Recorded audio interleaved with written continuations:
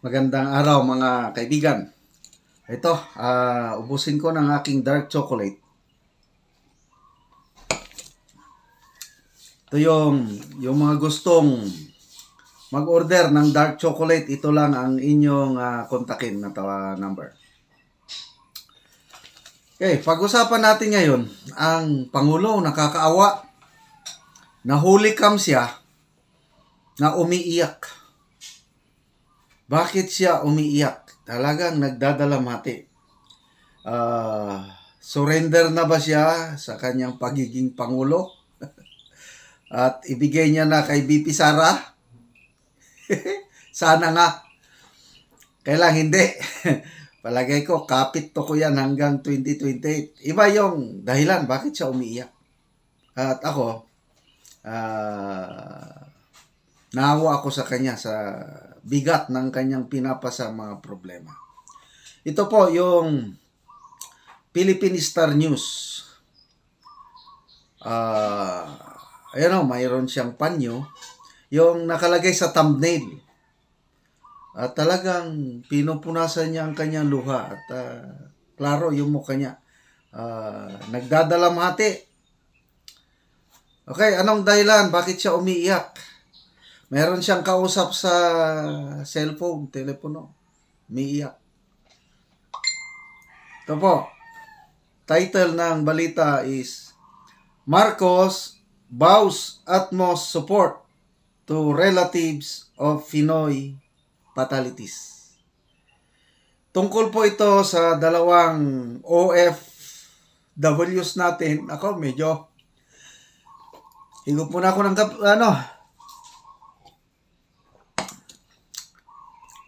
king emotional na rin ako dahil kaya umiiyak ang ating presidente.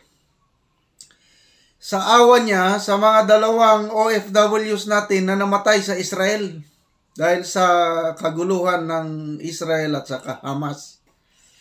Dalawang Pilipino po na napanood ko sa news kagabi. Isang nurse na taga Pangasinan. Mga 6 years na ata siyang nagtratrabaho sa Israel. Last year, nag-asawa siya, no? And then, plano niya na sana na for good, uwi na sa Pilipinas para mag-devote na as a family woman, magkaanak, ganun. Titigil na sa pagiging OFW sa Israel. Nako ito, naabutan siya ng gulo at isa siya sa namatay. Kaya, awang-awa ako sa pamilya. Umiiyak yung nanay, kapatid. Then, ang pangalawang fatality, isang caregiver saan ba yun? Sa lalaking caregiver eh. Ganon din, di pamilya rin. Ng plano, itong December, silang mag-asawa nasa Israel, caregiver. Ang mga anak nila nasa Pilipinas. Ngayong December, plano, uuwi sa Pinas para magkaroon ng family reunion. I think 4 years na ata sila doon sa, 5 years. Hindi pa nakauwi mula nung pumunta itong lalaking namatay. I'm sorry, hindi ko na nakuha yung mga pangalan. Ngayon, yun na. Naabutan ng giyera at so ito, dalawa pa lang ang confirmed na patay nating kababayan sa Israel.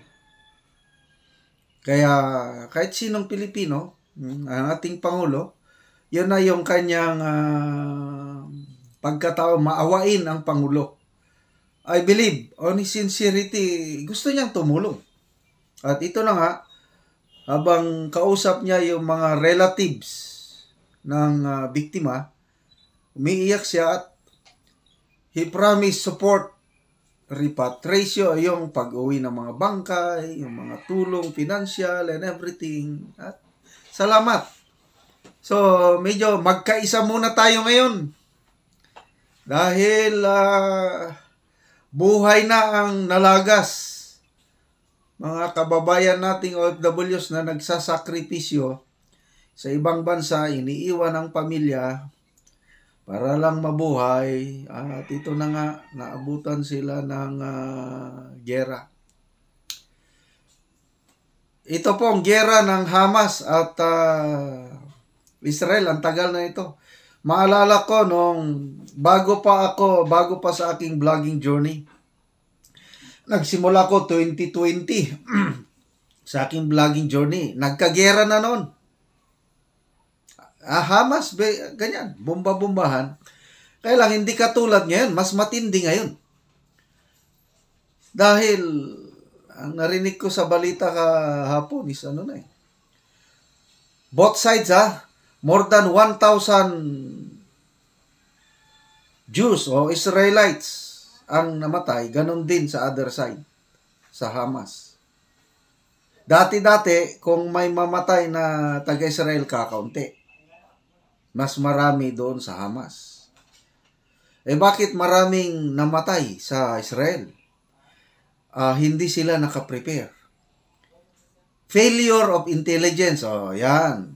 Mapunta tayo sandali mamaya yung paggamit ng confidential intelligence fund. Nag-relax siguro ang Israeli government na surprise sila itong grabing pag-atake ng Hamas na to a point na more than 1,000 of their citizens, Israelites, ang namatay. Kaya nung gumanti sila, ganun din. Grabe ring ganti. So, yung Gaza airstrip na yan na pinag-agawan. Ano pa yan?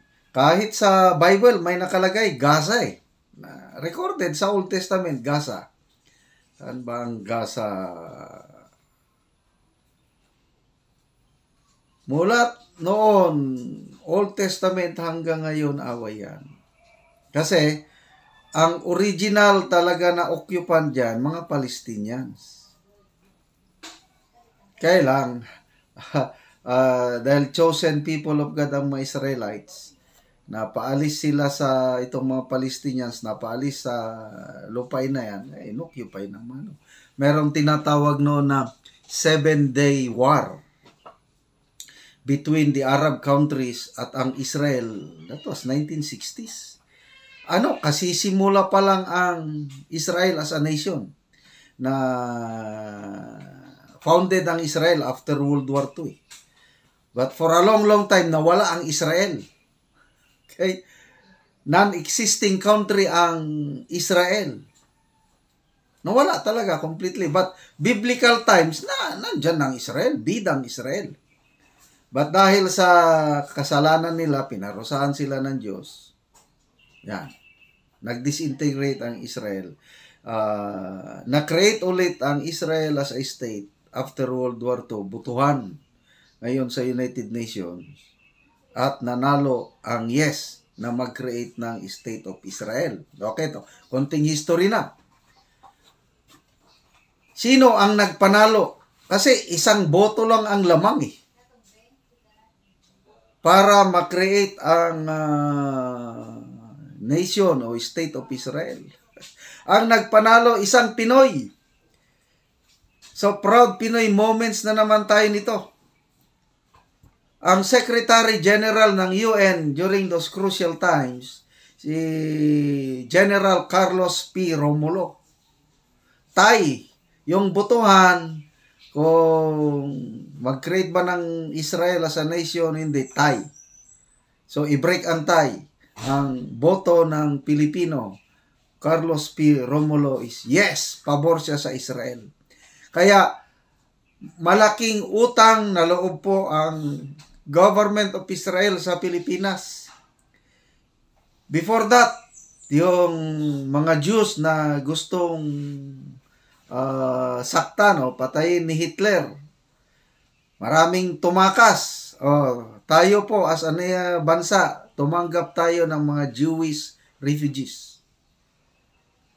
Then after the World War, yung boto ni UN Secretary General Carlos P. Romulo, yon ang nagpanalo na naging state ang Israel. Kaya ang daming mga Pilipinos sa Israel ngayon. Noong panahon ni Tatay Digong, nag-state visit siya doon. I think nagpatayo sila ng monument. Friendship ng Israel at Pilipinas at saka expression of gratitude ng Israeli government sa tulong ng Pilipinas sa kanila during their times of need. Ganon po yon ang history. Kaya, I don't know kung kailan matatapos itong away ng Hamas at it's on and off na gera. Ulitin ko, 2020 or 2021, naggera sila. Ngayon, after 3 years, bumalik na naman. So, I don't know, baka titigil ng konti, then after many years, yan na naman. So, yun na po. Bakit nagkakagulo? Bakit nagkakagera? Balik na tayo sa konting spiritual. These are the signs of the second coming of our Lord Jesus Christ. Rumors of wars and wars among nations, yan po ang mga signs, nangyayari na. Earthquakes, famine, paghihirap, nangyayari na.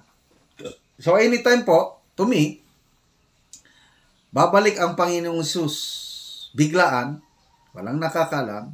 Purpose niya is to take, kukunin niya yung mga niligtas niya, yung mga nag-ABC. At i-judge niya yung hindi nag-ABC. Ano yung ABC? Yun po yung gospel, yung magandang balita ng Panginoong Hesus.